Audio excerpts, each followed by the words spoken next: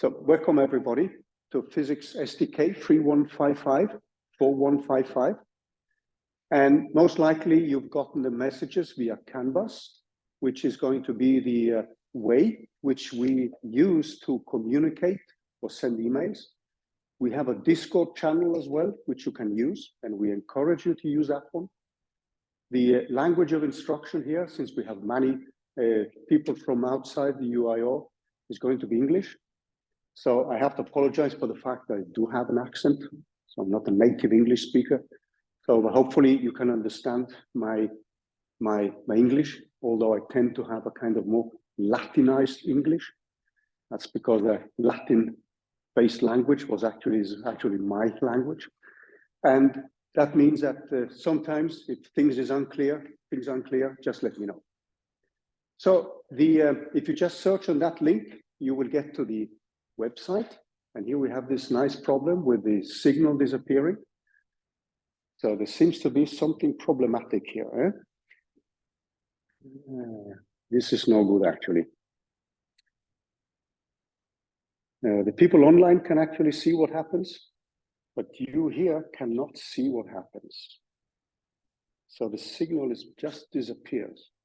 So that's how it comes and goes. So let's hope it gets back again.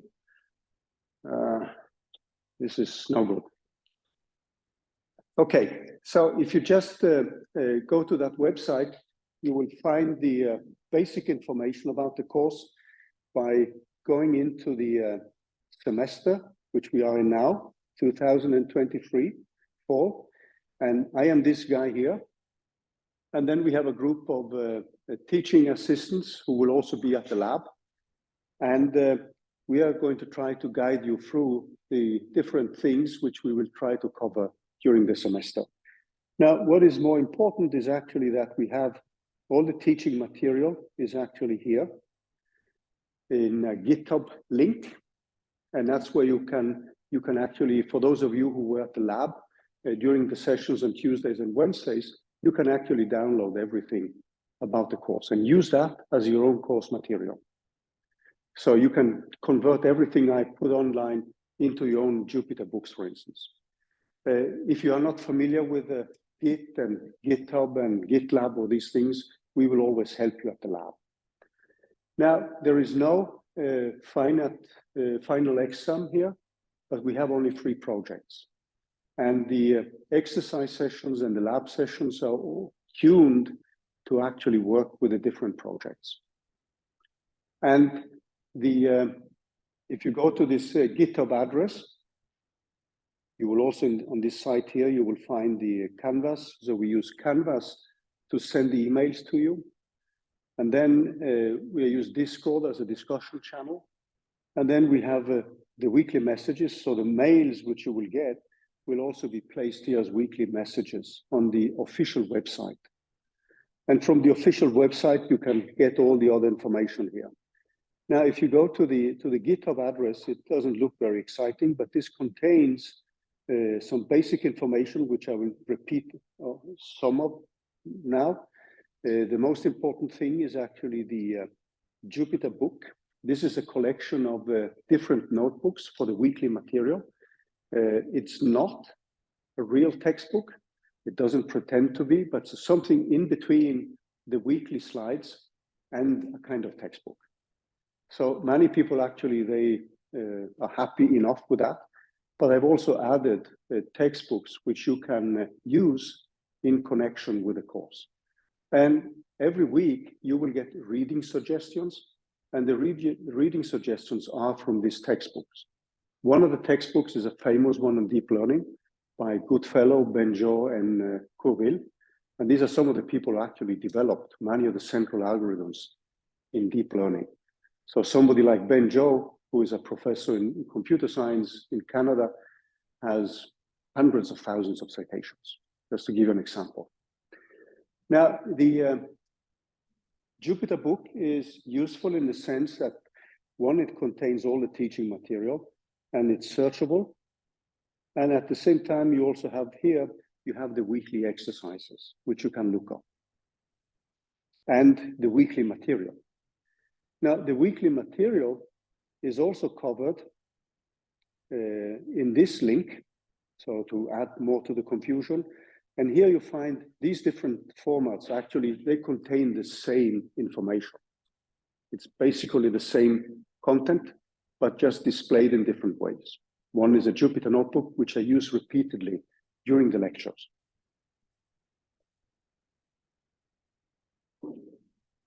So let's just dive into one of these, and let me quickly remind you of some of the practicalities. Now, we are going to use, this course had actually 2 such double lectures, but now we have taken away one of them, and we've converted them into a longer lab session for each group. And the beginning of each lab sessions, we will have questions and discussions about the material, which we will cover that week. And then the rest of the time, the idea is that we can work with exercises, and these exercises and projects are linked together. So the exercises try to expose some of the theoretical material, which we cover that week. And at the same time, they link well with the projects. So this is very much a project-based course. That's the main emphasis here. And the kind of idea is to give you a little bit more of the insights about the mathematics under the hood of given machine learning algorithms. So the lab sessions are on Tuesdays and Wednesdays, as you've seen. We have 4 main groups. And Thursdays serve more as a kind of general sermon. It's a kind of overview and bringing in or filling the gaps and give you more details and guide to what is going to come next week as well. But the essential activity, in a certain sense, is actually the active learning activity at the labs. At the labs, we will also have small quizzes, and you can also come up with questions to us about things you didn't understand well. So we try in a way to incorporate what is in modern research on education, where actually the actual learning format is much better suited than you just sitting here and listening to me. Unfortunately, this auditorium, as you see, is actually not well suited for active learning. So you will have to suffer me in this mode for every Thursday. Actually, it took us we cannot do much changes, as you can see. This auditorium is close to 100 years old. And when I came here, the chairs you're sitting on, didn't have these comfy chairs. They were just made of wood. And it took us a long time to be able to modernize the chairs. So that tells you about what kind of limitations you have when you're teaching in an old building. Okay, that was a digression. I shouldn't complain. I don't have any reasons to complain. Well, many of you have seen this before and you've gone through it, but I wanted to iterate one of the things. We have a Discord channel, which is very useful. And then a little bit about the setting, which we are going to have through the semester. So you're going to have 3 projects. The first 2 ones are going to be well defined by us. Now, the third one will have a path, which we will suggest. It's normally been a path where you solve differential equations, because many of you will solve differential equations with neural networks. That's a very hot topic research-wise. But then we open up for you coming with suggestions, and that has been extremely fruitful. So you can team up in groups. We recommend you to actually team up in groups when you work on a project.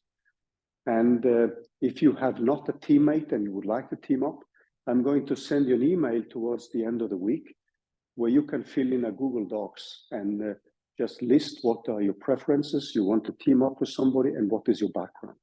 And then if you allow me, I will suggest teams. Normally that has functioned pretty well, because many of you come from different places and you may not know people here. So working together is actually extremely beneficial. And for those at the lab, you probably heard that before. You can have somebody who is good in mathematics, somebody who's good in programming, and then, and you get my lame jokes, I actually know only one joke, and it's one of them. You can have somebody like me who's good at making coffee and cracking lame jokes. So the working together is extremely beneficial. It's always been. So we like to have a kind of workshop towards the end of the semester, typically the second half of November, where different people present different projects. So if you have something which aligns with your research or your interests, so many people actually come up with things which are related to their master thesis or PhDs, or sometimes it could just be something of interest. So one year we had a participant here who came from Brazil and had the stock market data from the stock market in Sao Paulo, and then wanted to analyze this with recurrent neural networks. And two other people teamed up with that person. So that's an example of what can be done. So Python is going to be the basic programming language, but we invite you, if you want to try it out. Julia is a very upcoming language. You know that Jupyter stands for Julia, Python, and R. So we have people at the lab who can help you with Julia if you want to try it out. Julia has actually machine learning libraries, lots of them. Python is going to be the language we use in the lectures, simply just to avoid confusion with different types of languages. We've had people every year who writes the project in C++, and we even had one who wrote it in Fortran, object-oriented Fortran. So these are the typical languages which we can help you with. If you want to use other languages like Rust, or which is not very much used for machine learning, or you want to use R, we have less competences to help you. Then you would be on your own. Any questions so far? Things which aren't clear? Yeah.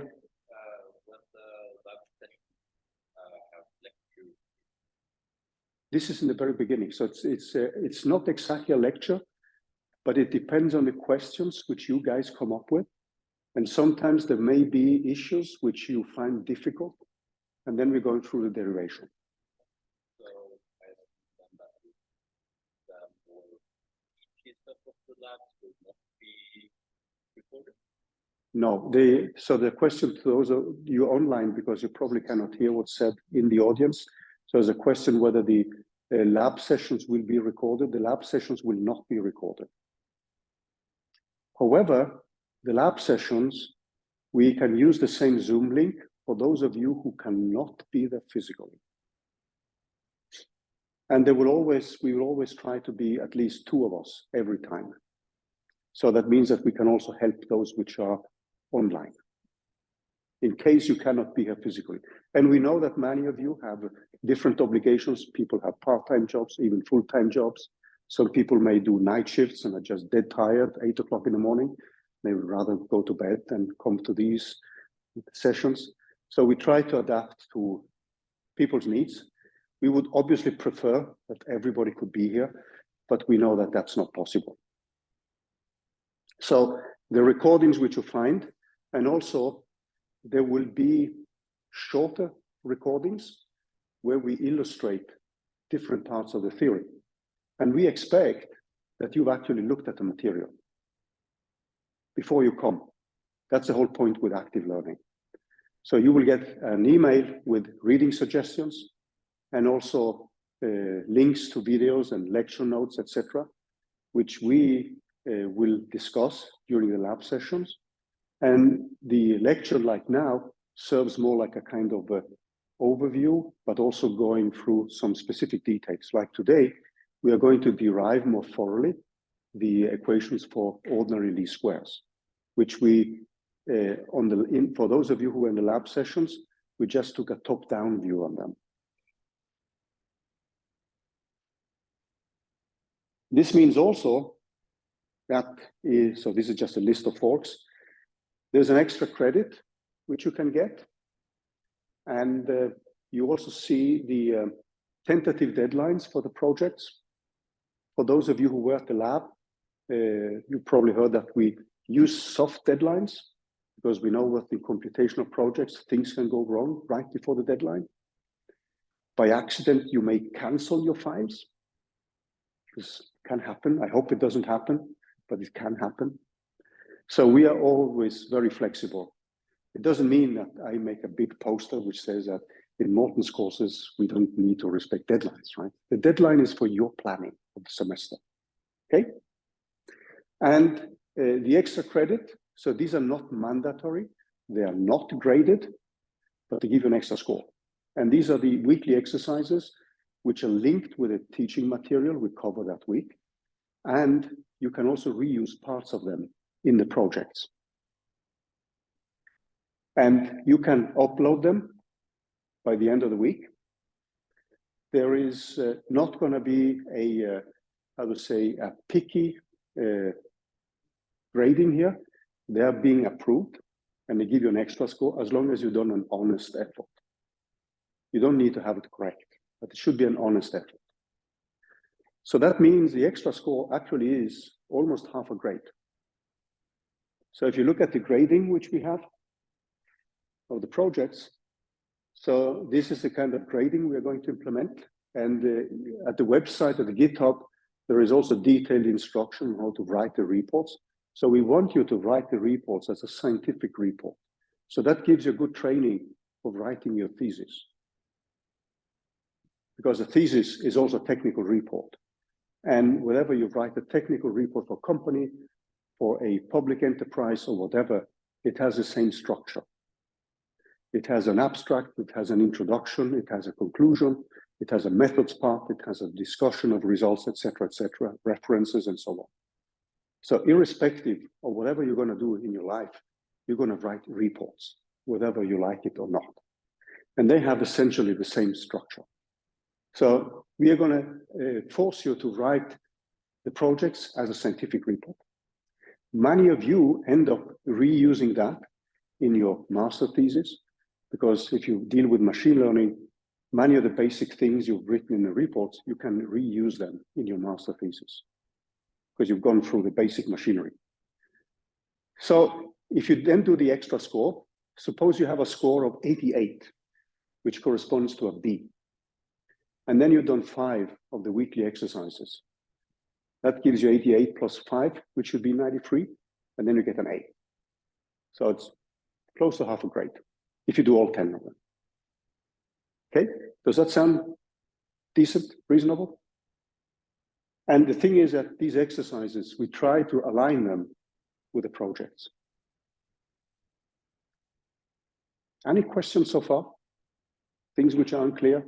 We went through, for many of you, I see many faces which were at the lab. So you probably heard this again, and maybe you'd like to do something else then. But I just wanted to repeat it so that we have everybody with us. Yeah, I'm going to skip this. You can actually access these textbooks by the one by Goodfellow, chapter by chapter. This is actually my favorite. So some of these textbooks actually don't have much code. The one by Aurélien Géron is actually a textbook where you can download Jupyter notebooks for every single program which is there. So I recommend that one, but that has less of the mathematics. The textbook by Murphy, on the other hand, has many of the mathematical derivations, but some of them tend to have a statistical path. That means that it puts more weight on the statistical interpretation.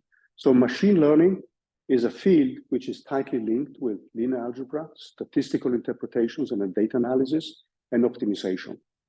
And I know that unfortunately many of you at UIO, you have not had a proper training in statistics. So it means that I will scatter throughout the semester statistics concepts which we need. But we here, we will stay along a path in machine learning, which is a traditional path where we put less emphasis in obtaining a probability distribution. But these are things which will surface up back again and again. And hopefully, even though we will not teach statistics in a coherent way, you will see the basic concepts and how they are used. And then perhaps get a deeper understanding of them. So these are the textbooks which I will refer to. And this week I asked people to just refresh linear algebra. So I'm going to, unless you have questions, because we went through much of this, the first and during the lab sessions, I wanted to bring up the material on linear regression, because that's what we discussed during the lab sessions. And this links well with the two of the exercises this week. And these exercises will be changed a little bit to next week. So you will see something pretty similar, but it will have some small additions with technicalities which often we tend to omit. But I wanted just to bring up this where we basically ended. So we have three basic ingredients. One is a data set, which we have. The other is the model, which we make to reproduce a data set. And finally, we need to have a method to gauge the quality of the model. And this is normally called a cost function or loss function. And in other fields, it may be called the error function or the risk function if you are in finance and insurance. And these are the basic three ingredients. And this function at the end, the third point, is a function we want to optimize. And that's where we have the optimization problem. So you will see that this course has a lot of linear algebra. It has statistics and some data analysis and optimization. And so the optimization part is actually what lies at the heart of essentially all these machine learning methods. And this is actually the real bottleneck. And we are going to play around with some of these algorithms which have been proposed. So what you're going to do is actually search for the minimum in a multi-dimensional surface or the maximum in order to find the optimal parameters. Now, some of the algorithms, like ordinary least squares, as we discussed during the labs, you may ask yourself, where's the learning here? Because you have a deterministic algorithm. But the deterministic algorithm is the one which determines how you learn the optimal parameters. Then, when you run a neural network, then you're training a network to find the optimal parameters. And that is much closer to what you might call the way you think of machine learning, that you have an algorithm which learns the parameters by adapting the results by iteration. Whereas when you do ordinary least squares, I like to call that low-level machine learning. And every textbook simply starts with the ordinary least squares, which many of you may have seen in a linear algebra course. Does that ring a bell? When you had linear algebra, you saw ordinary least squares. So we're going to pick up that because on Tuesday and Wednesday, we just took a top-down approach and we just gave you the expression. Now we're going to derive it. And that links to some of the mathematics which we will need throughout the semester. But also the basic concepts in ordinary least squares are very useful because we have analytical answers, etc., etc. So I just wanted to refresh some of those things. And there is a slide here. So I'm going to skip these things here. There are some technicalities which we discussed during the lab. And I will, let me see, where did I put that one?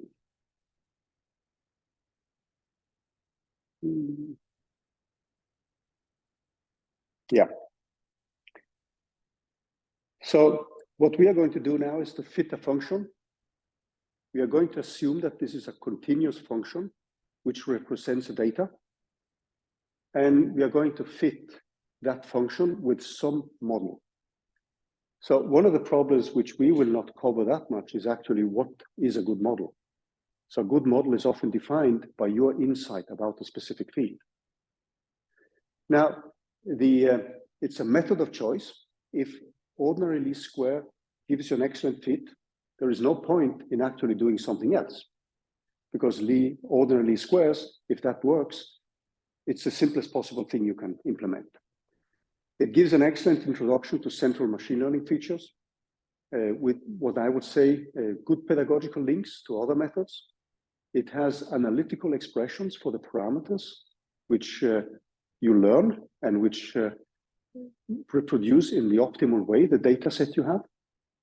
It has analytical expression for statistical properties like mean values, the variance of the parameters, which means that you can find the standard deviation. You can define what in statistics is called a confidence interval, and you can come with uncertainty quantifications. You can easily link this with a probabilistic interpretation. You can derive the same equations from a Gaussian distribution, and we will do that. It's easy to code, just a few lines of code. It has easy to introduce basic concepts like the bias variance trade-off, which deals with these problems of overfitting and underfitting. And this is a kind of holy grail in machine learning, in the machine learning literature. And it also allows us for something which I really like, for an easy or better understanding of what are called gradient methods. So these gradient methods, they are at the heart of the optimization part. And here you have an analytical expression for the gradients, which means that when we, in project number 1, are going to write our own gradient descent code, we have an analytical answer we can compare it with. And that's extremely useful. So there are many pedagogical issues, and that's why you will find linear regression and ordinary least squares as a central method in every textbook on machine learning.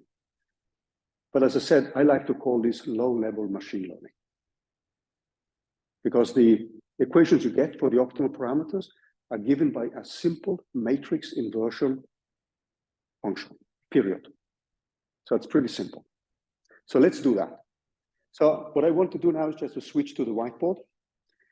And I'm going to bring up that one, hoping that this kind of system is functioning well. If that's not functioning well, when I switch now, I will have to resort to the blackboard. And for those of you online, most likely then I will have to make a recording where you see the same things. Okay, so let's hope that this projector actually does what it's supposed to do.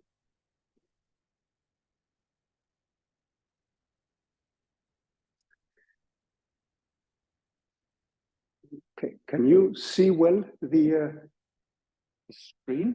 Is that okay? It's a little bit smaller. So what I normally do is actually, I like to use this. Let me see if I can tilt it. No, it didn't allow me to tilt here. Okay, so let me try this one and then see if I can improve next time. So these kind of whiteboard notes, they will also be uploaded and put online on the GitHub address. And in case you don't have the possibility to take notes, you can use them. So actually these handwritten notes are going to be the same as the blackboard notes. Okay, any questions about practicalities or whatever? Everything okay? So let's get started with the linear regression. And I'm going to bring back some of the elements which we had during the lab sessions. So for those of you who were at the lab, please forgive me. I have to repeat some of the things because not everybody could be there. So the thing which we have is these 3 topics which we listed. So we have the one, which is our input data and output data. So we have the input, which I will define in terms of a vector. So when I don't put, I have problems in putting boldface on things. So we have a vector here. So I will try to make, from the context, I will try to tell you whether this is a vector or just a scalar or a matrix. So this is a vector, and this vector x has now length n, and we assume that these are real entries. And then we have the output, and I define that in terms of a new vector, y. And this is a y0, y1, up to y of n minus 1 here. So you will find different names in the literature for these quantities, but I'm going to call them inputs and outputs. And what we are going to assume now, and this is a general assumption which is made on the data, and we are dealing with a regression problem, which means that we are going to assume that there is a continuous function which describes the output. Now, the input variables are, in a standard machine learning approach, seen as a deterministic variable. There is nothing stochastic about it. The assumption is that this is something you can define with 100% precision. So X is not seen as a stochastic variable. And this has consequences for the way we calculate expectation values. So Y, on the other hand, can be a stochastic variable. But normally in machine learning, we are less interested in the probability distribution, although this is becoming a more and more interesting field. So we are going to assume now that the data, and when I put a subscript I, that means just one of the components. And I'm assuming now that this function f exists, but we don't know the function f. So the basic assumptions, you could say again that this is a part of the model, is that there is a function, a continuous one, which describes the data. This epsilon is a noise which is added. It could be some stochastic noise. If you run an experiment, there is always some noise. But you can also take it away. But normally the assumption when you set up the later the models and the algorithms and so on, is that there is some kind of stochastic noise which follows a normal distribution. This n with zero mean and a sigma squared. And just to remind you, so I'm going to use this as a definition for the probability. The probability of the y for given x is given by the normal distribution. So I have a 2 pi, a sigma squared, and e, and it has zero mean value. So that means I simply have x squared. So this is a probability of a given y with x given. And this is divided by the variance.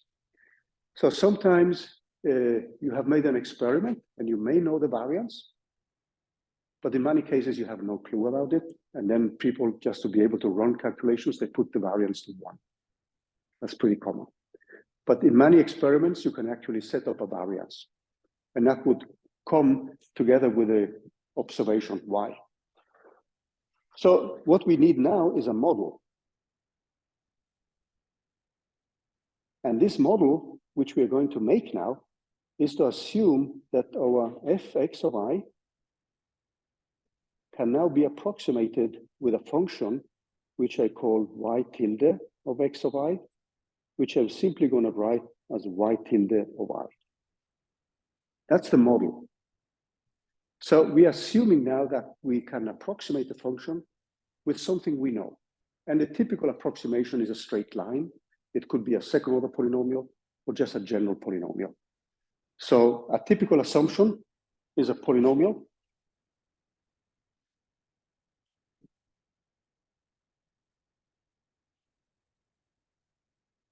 And what we end up with then is something which goes like y of I tilde is given by a polynomial, and we have a sum over j equals 0 up to p minus n.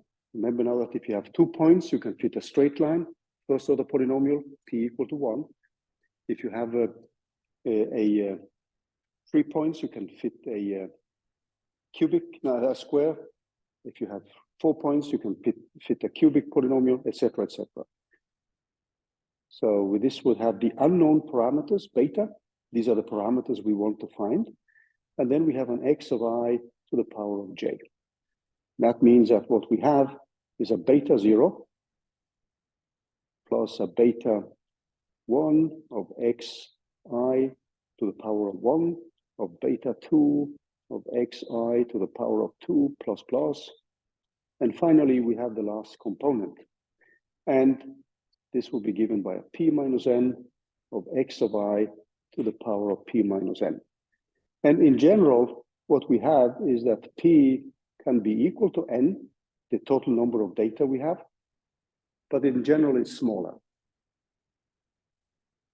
So this is just one example of what we are setting up. You're not limited to such a polynomial expansion. You can have another orthogonal basis which you could use. or any other type of function. Any questions so far? So the next thing we need now is actually to find a way to assess the quality of this model. And as we discussed during the lab sessions, there are many functions you can use. So one is obviously the absolute value. Another one is the famous mean squared error.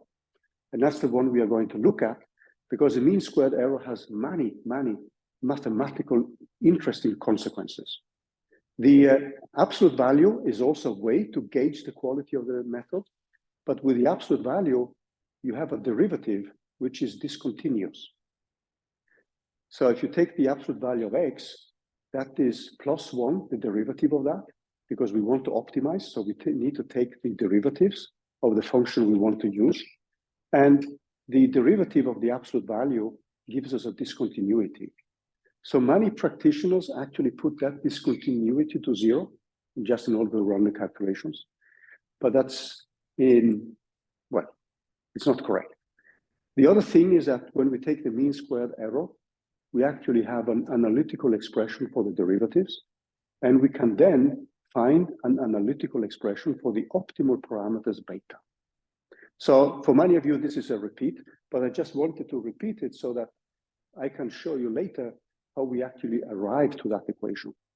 Because there are also some interesting consequences about the derivatives of the mean square error, which I want to illustrate, and which are going to be important for us when we look at methods like these gradient descent methods, which play a central role in the optimization part.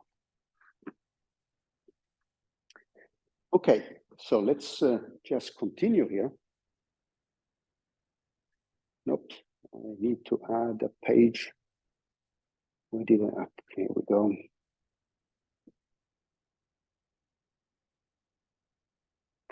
So when we have this, we now need the last thing, which is with a way to assess the quality of the fit.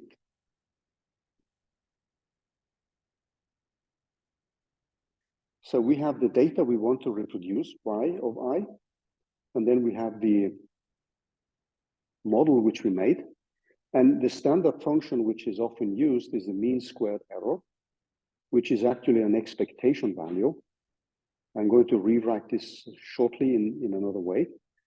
And this is given by I = 0 up to n minus 1.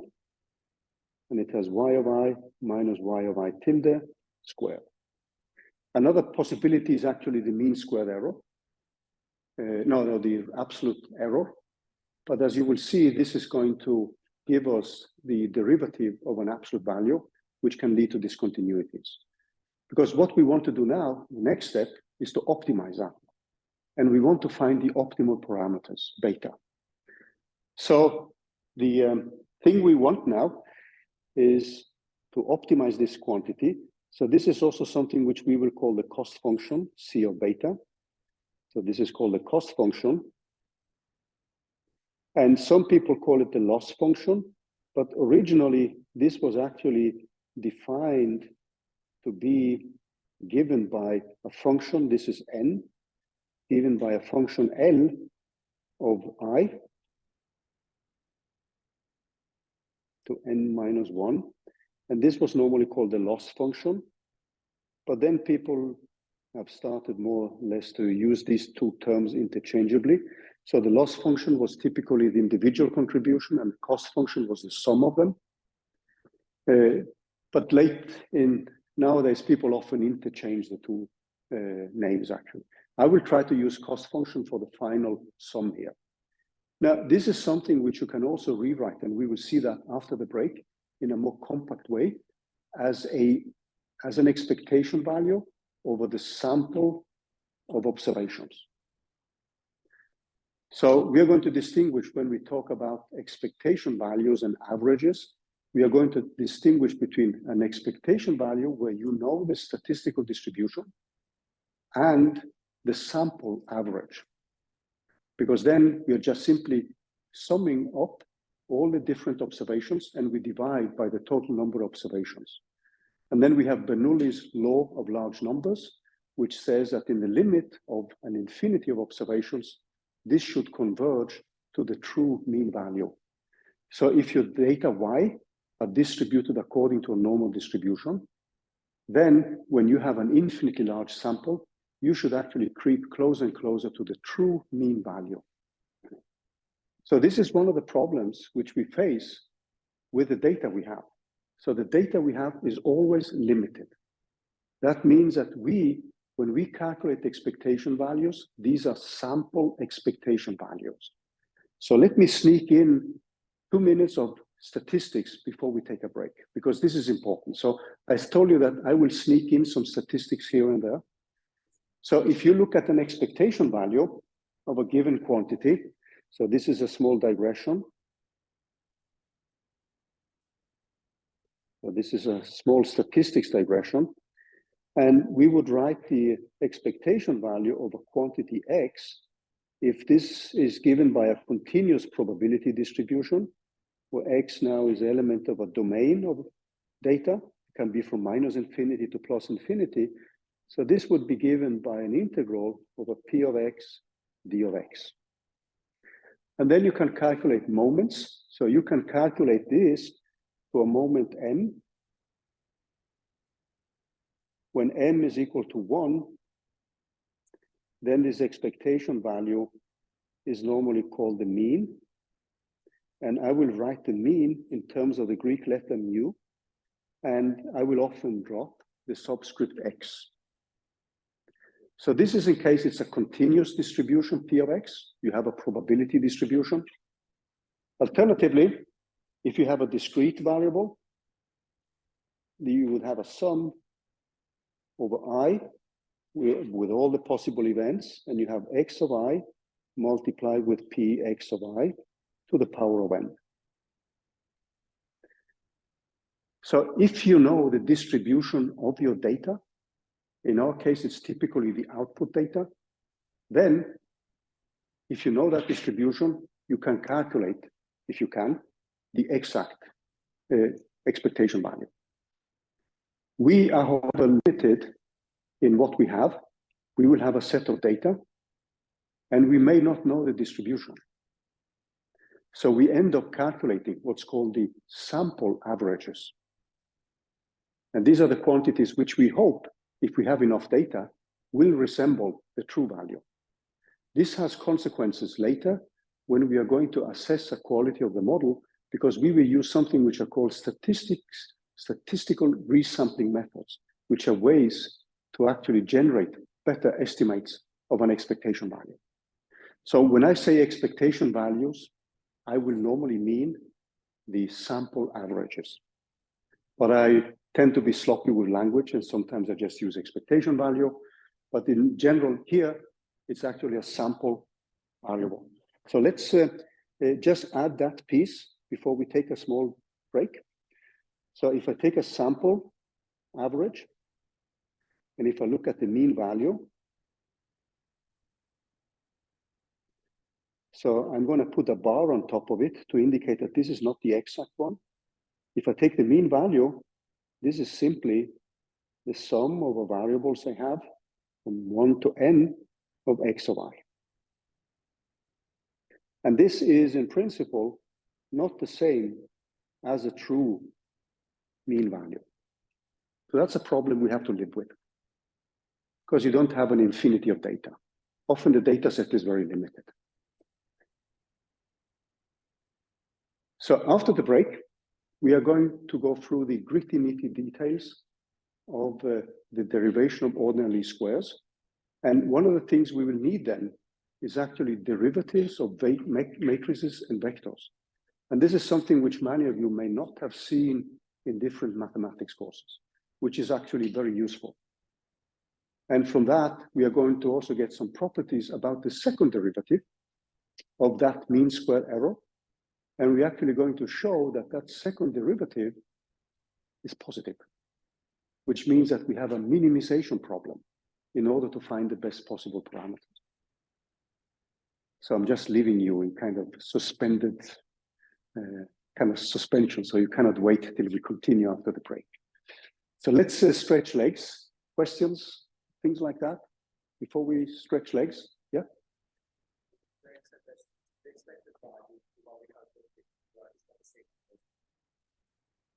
It's only in the limit of an infinite number of observations. There's something which is called the Bernoulli's law of large numbers. And this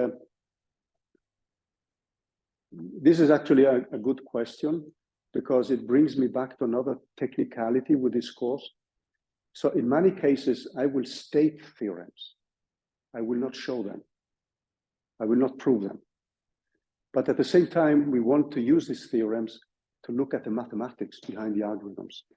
So this course tries to strike a balance between you applying the methods, writing your own codes. You will write your own code for neural network.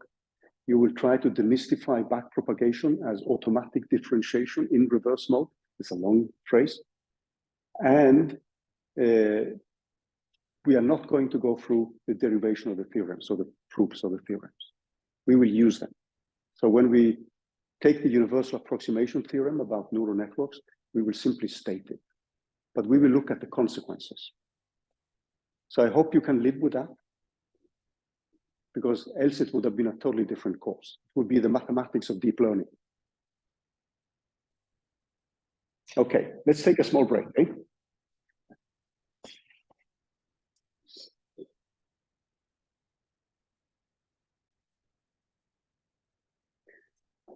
So what we did before the break was actually to set up the model, which can be a polynomial of some degree, which we specify.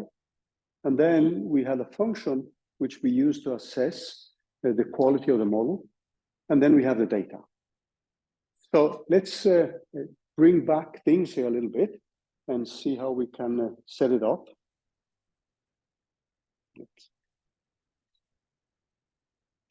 So what we're going to do now is to try to optimize this function C, the cost function. But before we do that, let's just write out what we get from the model. So when we now have set up this specific model, it means that every value of this y tilde, which is our model, is now given by these unknown coefficients, the betas, x0 plus a beta 2 to x0 squared. And this goes all the way up to the final one. By the way, you have to excuse me for my handwriting. So sometimes my N looks like an M. Just wait till you see my R's.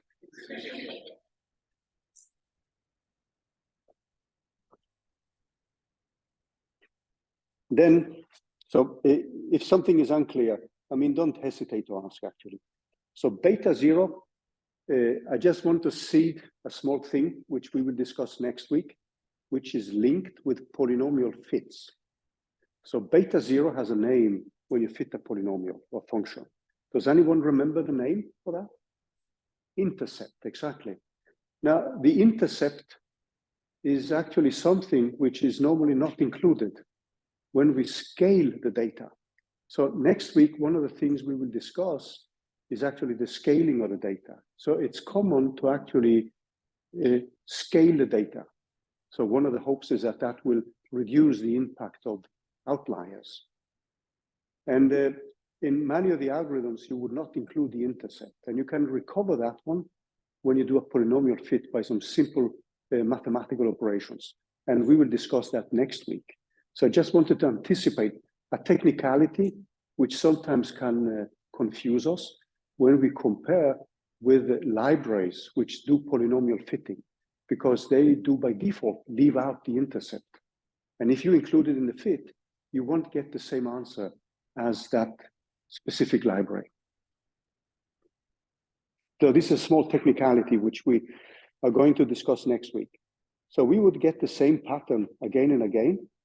So we have x1 plus beta 2, x1 squared, and this goes all the way. And we don't need to have a polynomial where p is equal to the number of points n. So you could stop at a second order polynomial, and that's one of the exercises we're going to work on next week. And this goes all the way down to this y of n minus 1. And this is a beta 0 plus a beta 1 of x n minus 1 plus plus. And now I'm getting lazy, so I'm skipping some of them.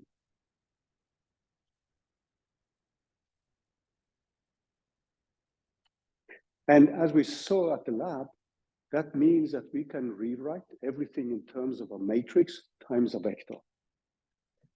So what we would define now is obviously this vector y tilde transpose that is given by y0 tilde, y1 tilde, all up to the final data point. And then we have the vector beta. These are the unknown terms.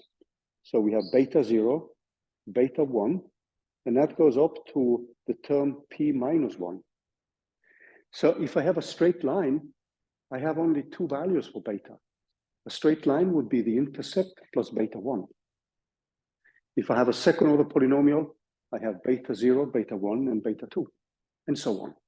So you're not constrained to have a polynomial. If you have 10 points, you don't need to fit a ninth order polynomial. And then we can define a matrix, which we call the design matrix or the feature matrix. And that has ones along the first column, and then it has x0, x1, and then down to xn minus 1, and then it has x0 squared, x1 squared, and all the way down to xn minus 1 squared. And this continues till the last value, x of p to the minus 1, and this goes down to xn minus 1 and p minus 1, like this. What does it look like? Yeah, okay. So this matrix has a name, and it's called the design matrix or the feature matrix or the predictor matrix, depending on the type of field. You will see it named in different ways.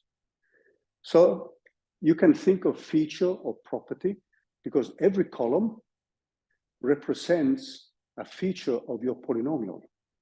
So one column is the x squared term, another column is the x cubed term, and so on. So you're not limited to this polynomial approximation.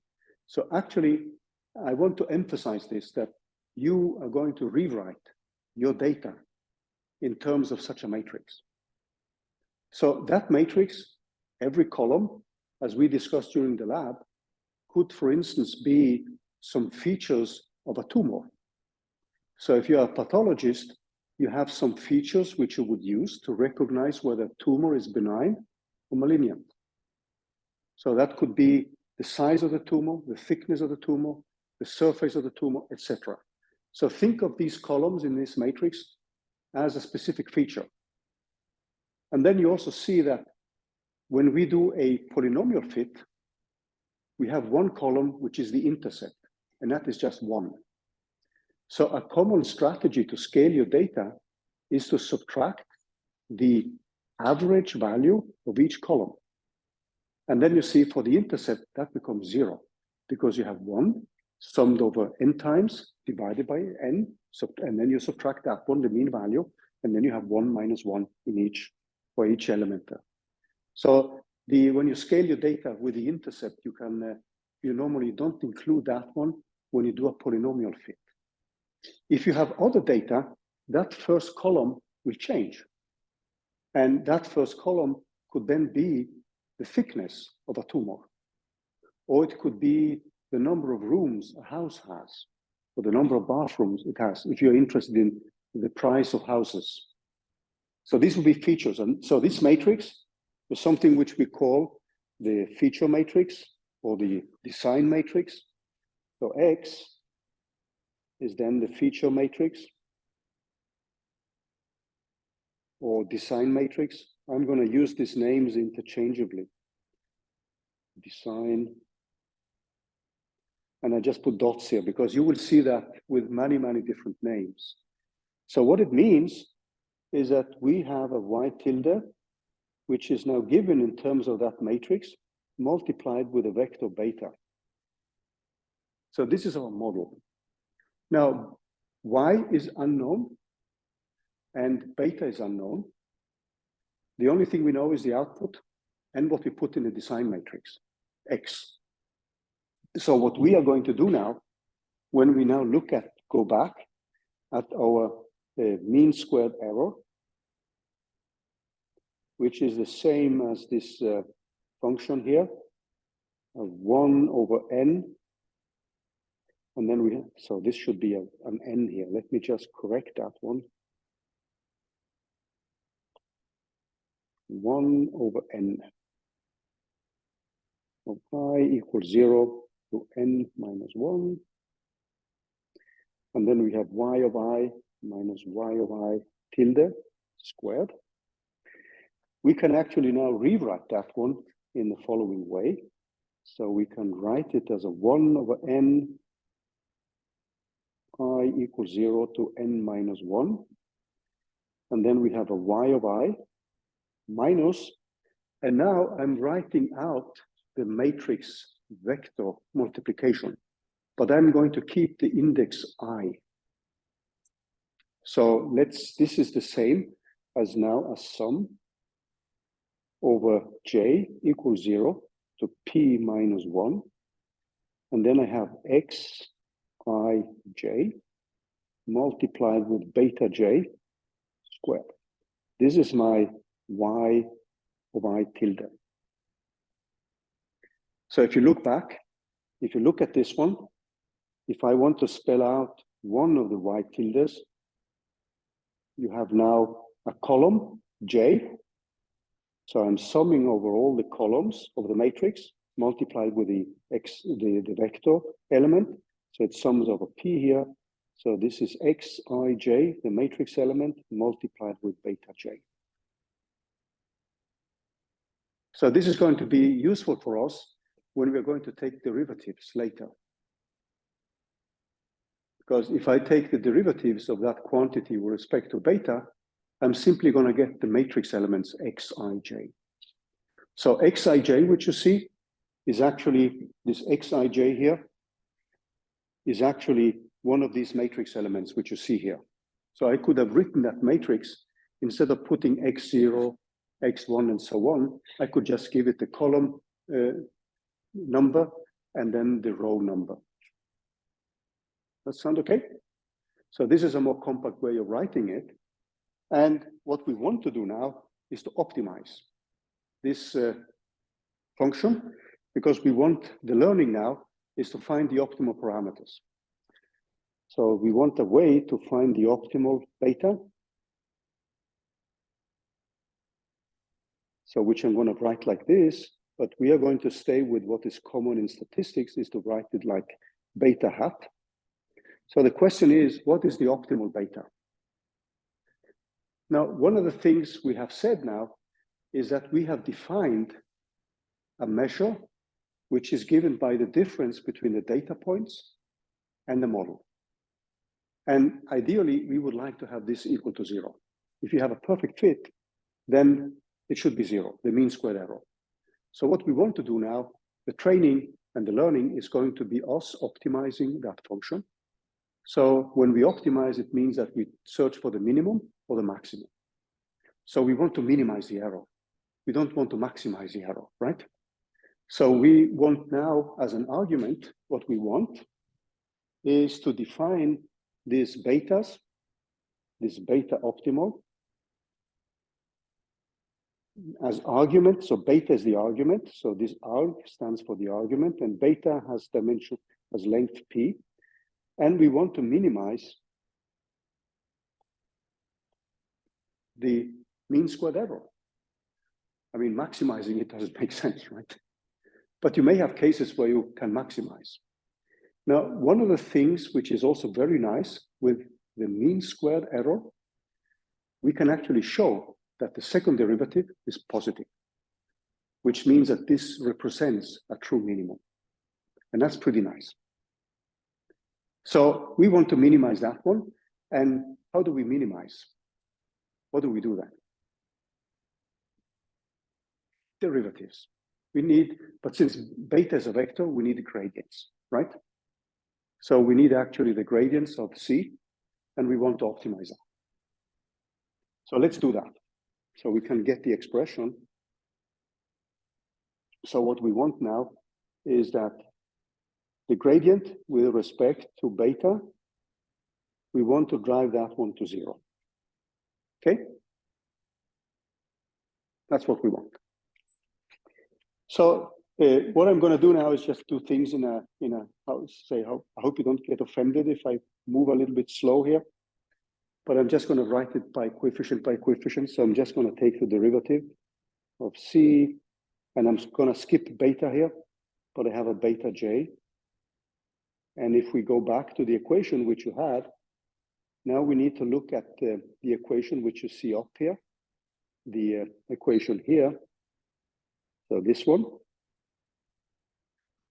And we simply pick one value of J, and then we calculate the derivative. So that means that what we get then is the following. So if you write it out, let me do that carefully here. So we would get minus 2 divided by n. And then there is a sum over all the values of I equals 0 to n minus 1.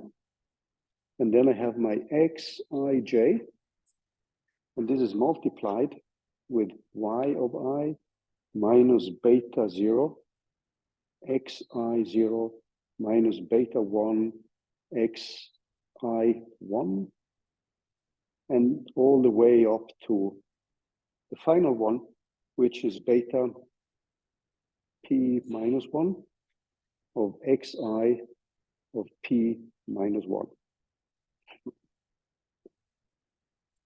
So I just invite you to do the intermediate step, and you will see that this is the expression. Now I can rewrite this as a vector, because I will have such a derivative for every single item, for every single beta value. There will be one derivative, and I can collect that into a vector. So let's do some of these vector and matrix derivatives. When you take these derivatives, the quantity we are going to get is a C of beta when we take the derivative, which is equal to minus 2 divided by n, when we now write it in a more compact way. And I will try now to elucidate how we actually get to that expression. But you can see that if you set up the different coefficients, you can rewrite this in terms of the matrix X of T transpose times Y minus the X of beta, like this. And now what you can do then, when you want to drive this to 0, so these are vectors now and matrices. What happens then when you want to drive this to 0, you can multiply away 2 divided by n, so you don't need to deal with that. What you get then is that you have X of T times Y, that is equal to X of T times X times beta. And that means that the optimal beta is now given by X transpose times X, and then you take the inverse of that one, multiply with X transpose times Y. So everything you have on the right-hand side is known. The matrix X, the design matrix, is something you have set up. The output Y are the data you want to reproduce. So that means that these matrix vector multiplications is something you can, and matrix multiplication is something you can easily do. So from a programming point of view, what you need to set up is simply the inverse of a matrix. And pay attention now to the dimensionalities here, because the dimensionality of xt times x is actually p times p. So suppose n is equal to 10,000, the input data. But you have a polynomial of degree 3. that means that the matrix X has dimensionality 10,000 times 3, but the matrix you have to invert is just a 3 by 3 matrix. So from the inversion point, if P, the number of features, is much smaller than the data set, linear regression is a method which can easily be implemented. But as we mentioned during the labs, if you're dealing with cancer research and you want to find which trait of the DNA is responsible for that specific type of cancer, you may have, let's say, 1 million of features in your DNA. And then P would be 1 million, and perhaps you have only 1,000 patients. Then the matrix you would have to invert would be 1 million times 1 million. And that clearly creates complications for most of the linear algebra algorithms, unless you parallelize and invoke some high-performance computing facilities. But the thing is now that the matrix which you have to invert is normally small, and beta is now the optimal value, and this is the machine learning. This is the learning. You have an algorithm which learns the value of the optimal parameter, which minimizes your mean squared error. But you have chosen the mean squared error. It's you who has defined what is the gauge you use in order to assess if your model is a good one or not. Any questions? Too trivial, or is it? So what I want to do now is actually to say a little bit about matrix derivatives, because this is a useful thing. So there's another thing I wanted to say before we do that. This is a result which I will show you, but I just want to state it, because that has some important consequences. So if I calculate the second derivative of the cost function, and I use linear regression, and we are going to derive this result, and I have to write this as a vector times the transpose of a vector, because this becomes a matrix. This is going to be equal, in this case, with linear regression and the mean squared error. So the mean squared error is actually what gives this. We get that quantity.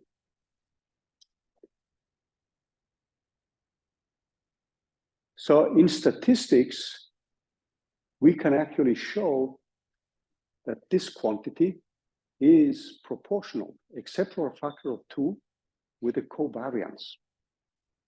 So if you use mean squared error, the second derivative of the mean squared error is proportional with an important statistical concept, which is called the covariance. So I will come back to that. Have you heard about the concept covariance? So what does the covariance do, actually? So let me see if some of you can remember what would you get along the diagonals. So if I calculate the eigenvalues of that xtx, and I say that this is my covariance matrix, what are the eigenvalues of the covariance matrix? Anybody remembers that? That's the variance. Is the variance a positive quantity? It's a positive quantity. That means that all the values, all the eigenvalues are positive. What do we call a matrix which has only positive eigenvalues?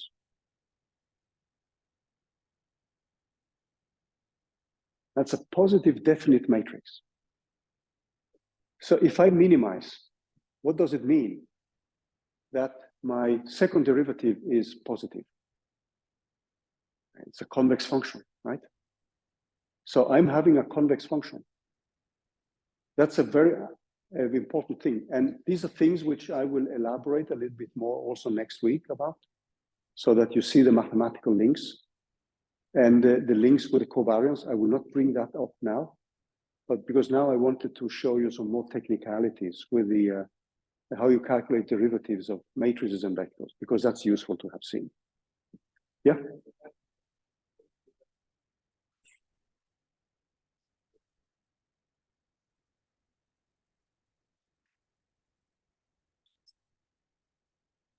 That's actually yeah. So do you think you don't see the link with the covariance in that equation? Is that what you meant?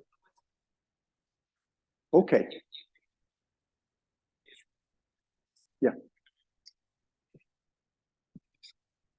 Okay. Let's do a 2x2 matrix, okay? So let's take that example. That's a good question, actually. So if you now take a 2x2 matrix, we can then set up X, and X is now given by X00. Now we just do it in very general terms. And I like to start with 0 because programming in C++ and in Python, you start arrays with 0. So that's why I start with 0. Okay, that's the matrix, right? And then you can take the transpose of that.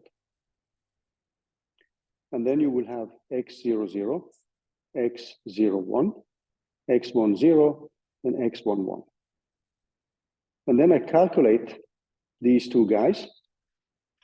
And I think I did this some time ago. What you get then is actually something like this. You get X00 squared plus X10 squared. And then you have X00, X01 plus X10, X11. And this matrix is symmetric. X00 plus X01, X10. And then the final one is actually X01 plus X11 squared.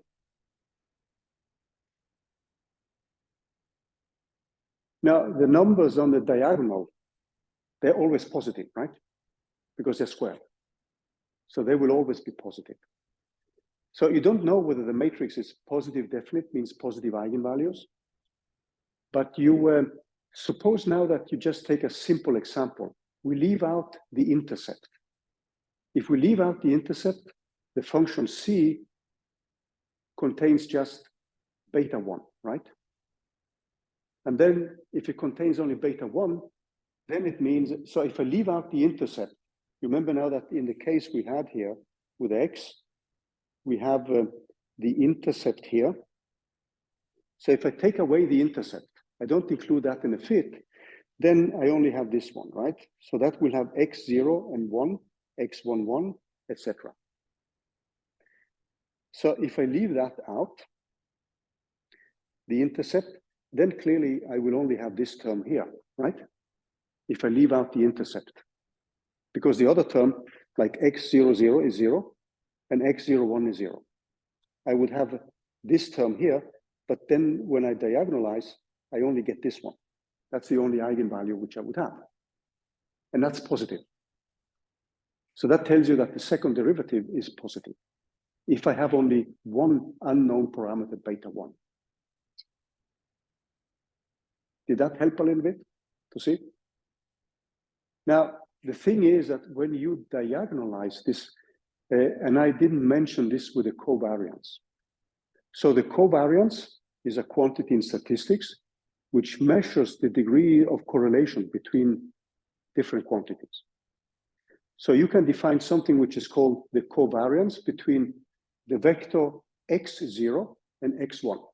So let's do that. That's an important thing to see, because this matrix which you see here, this x transpose times x, is the covariance matrix. So that means that when we use the mean squared error, it has a beautiful link with statistics. So let me just tell you why this is interesting. So let's go back here. So I can define now the vector x0. So this is a vector, which is the first column. So that is x00 and x10. And then I have my vector x1 and x01 and x11. These are the two vectors which I have. So the covariance is defined as an expectation value between two different vectors, xi and xj. And now this, yeah. And the way it is defined is as follows. So let me just switch page here. So this is defined as an expectation value of a sample. And then I have a sum over k equal 1. No, in our case, we have k equals 0. And we have only 2, but let's put this n minus 1, the number of data points. I have this k of I minus the average value. And let's just put the average value equal to 0. So I put this to 0 to simplify things. And then I have xk of j minus mu of j, which I also put to 0. So I have assumed that I have normalized my data. And if I look into that one, I can rewrite that as a matrix, which goes like 1 over n of x t times x. So the variance, which we call sigma squared, is actually the covariance of the same quantity. So if I put variance of 0, that's x0, x0. And in our case, that is simply going to be equal, in this specific case, with n equal to 2. This is going to be equal x squared plus x, as we had in the previous case, x10 squared. That's the variance. So the covariance matrix measures the degree of correlation between two different vectors, in our case. So if you're looking at, for instance, housing prices, and one of the vector could be the price of the house, and the other vector could be the number of rooms, we expect that there is a correlation between the price and the number of rooms. That's pretty obvious. And that means that the covariance for number of rooms and the price would be different from 0. If they're totally independent, the covariance is 0. So if you have independent statistic events, the covariance is automatically 0. That means that, and this is a technicality we will come back to, it means that the diagonal matrix elements are actually the variance, and the non-diagonal ones measure the degree of correlation between variables. Now, when you diagonalize this matrix, and we will come back to that in connection with a method called principal component analysis. When you diagonalize that matrix, you get the variance only. And the variance is always positive. So the matrix X transpose times X, which comes from mean square error, is always positive definite. That means that since all the eigenvalues are positive, you have a minimization problem and a convex function. I hope that helped a little bit, this kind of excursion. So we are coming back to these things because there are links with statistics which not everybody is familiar with. And we will need this when we do principal component analysis, which is used to reduce the dimensionality of a problem. Because then we keep only the contributions with the biggest variance, and then we leave out the other degrees of freedom. That's a very efficient way to reduce the dimensionality of a problem. But you need to diagonalize the covariance matrix. So when you diagonalize it, you get a diagonal matrix, and the matrix elements on the diagonal are the variances, period. So coming back to what we had. So derivatives of vectors and matrices.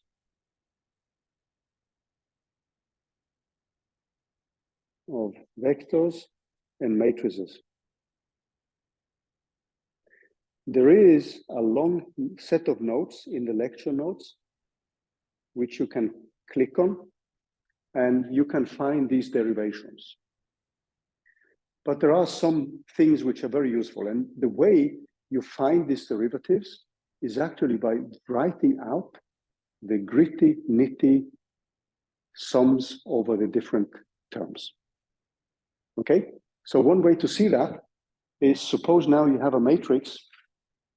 And let me just bring this up here. I need to look back at my cheat sheet here. So where did I have it?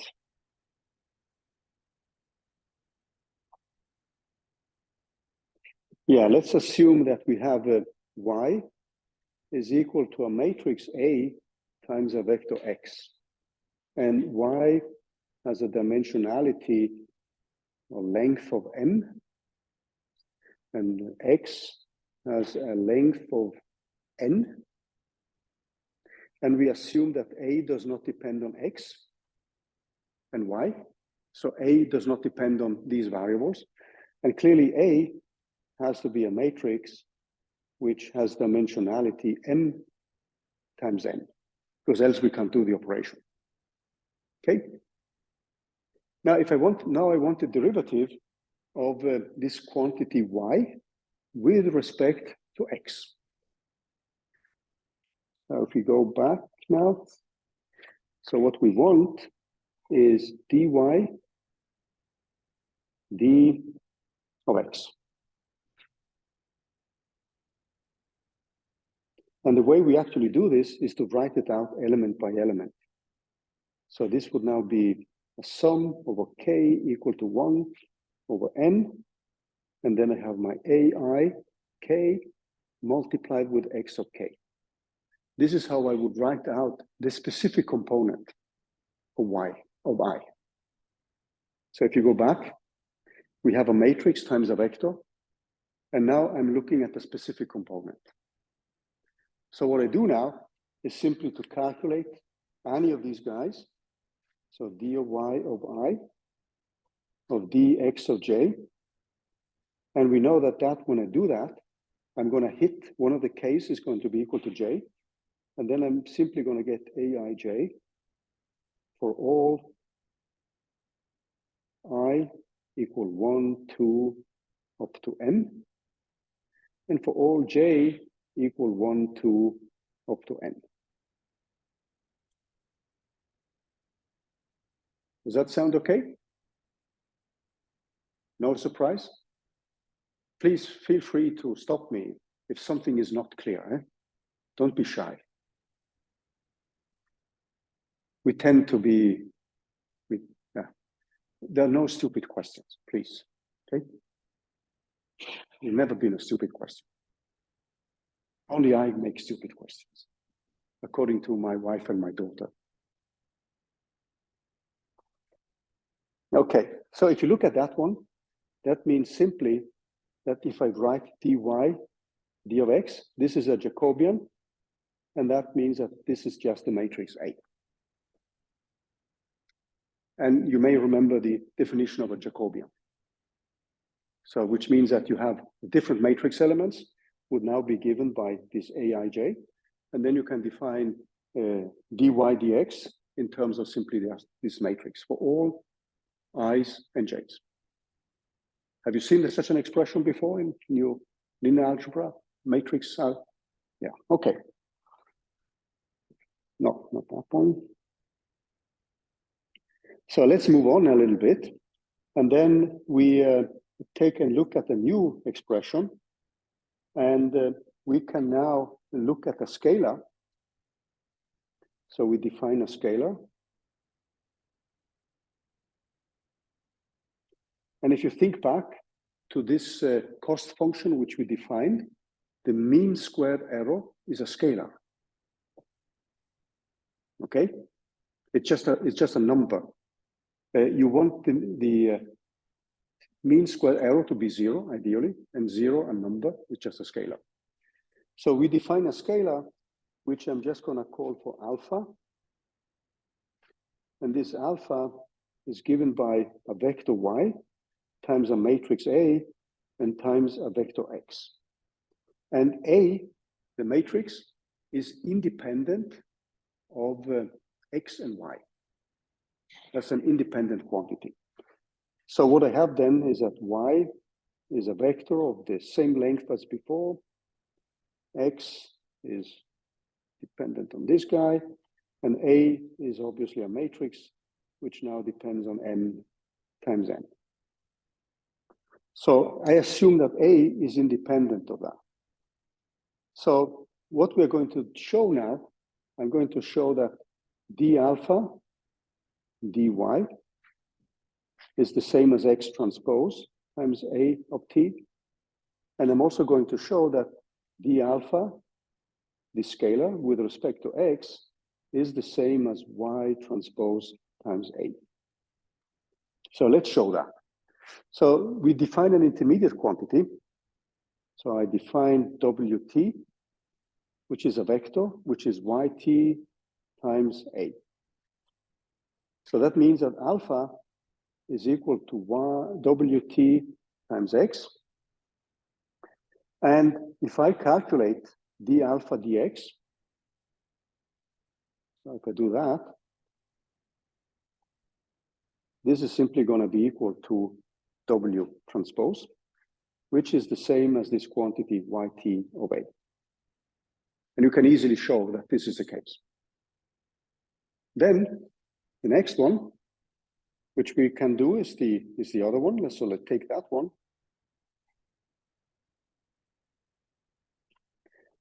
And the next one, if I take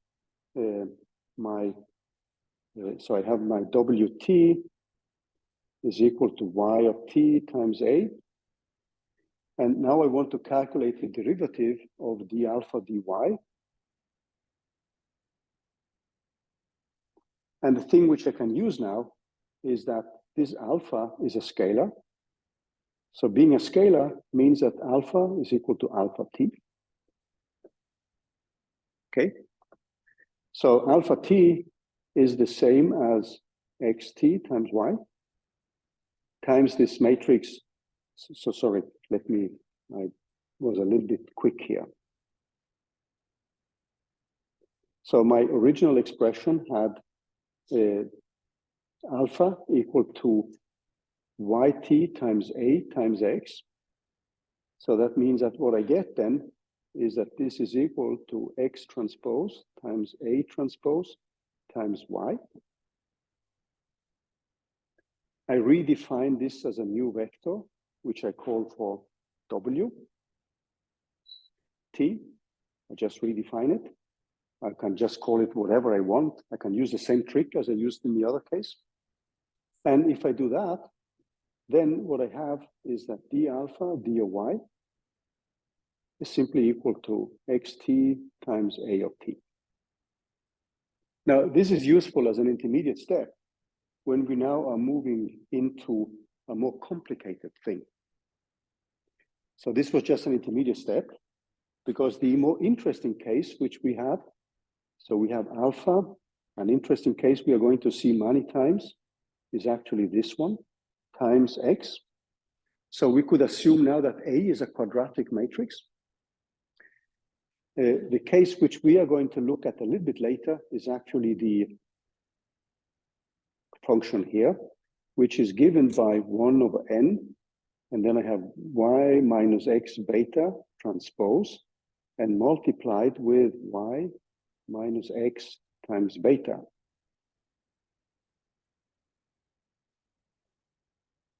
So we are going to need this as an intermediate step to calculate the derivative of the, yeah?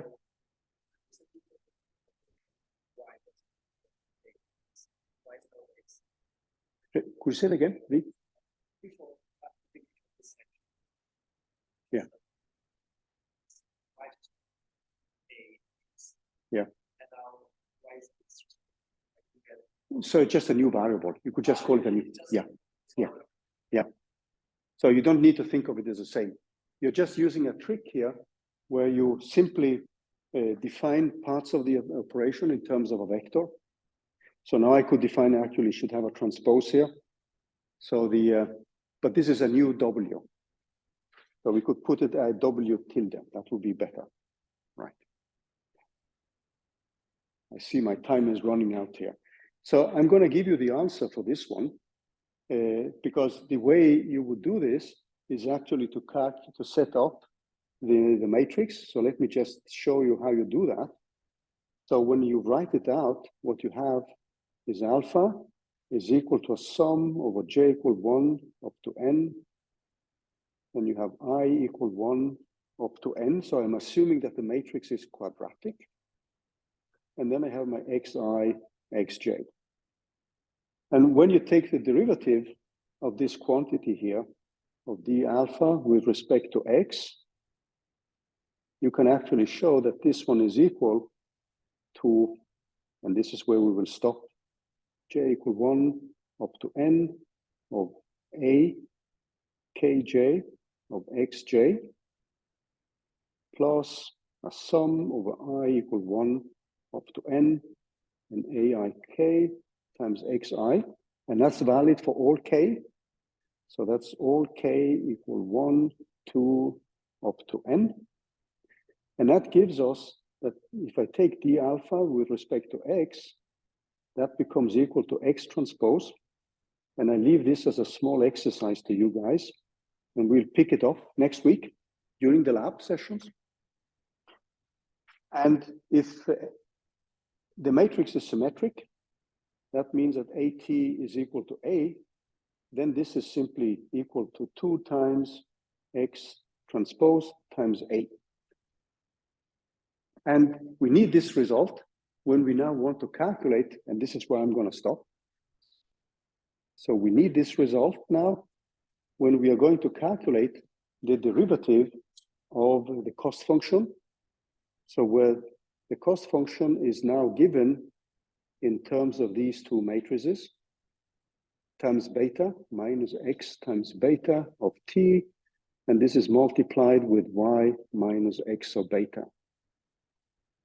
And when you take the derivative of c with respect to beta, you're going to show that this is equal to minus 2 times x transpose of y minus x times beta. But this is where we're going to stop. And next week at the lab, one of the exercises is actually going to deal with this.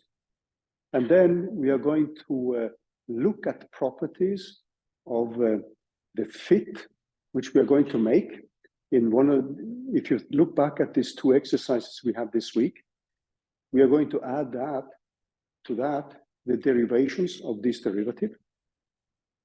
So during the week, next week, you should take a look at these notes, which are in the slides for this week, on how to calculate derivatives of matrices and vectors. And then we are going to use that to show that this is the case. And then we're also going to take the second derivative.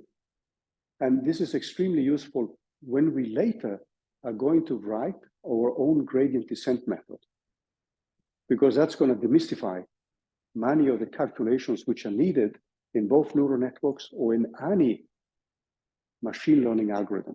Because at the heart of these machine learning algorithms, there is the need to calculate a gradient and optimize a function.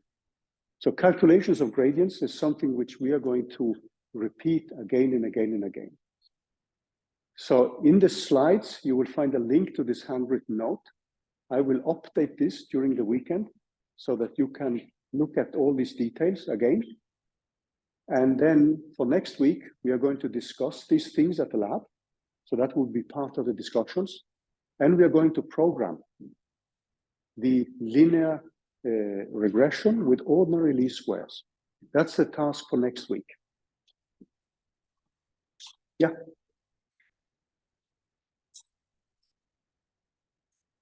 So I'm going, everything I said now will be sent as an email during Saturday or Sunday, so that you have time to look at the material till we meet on Tuesdays and Wednesdays. Yeah. Okay, guys. Good to meet you, all of you.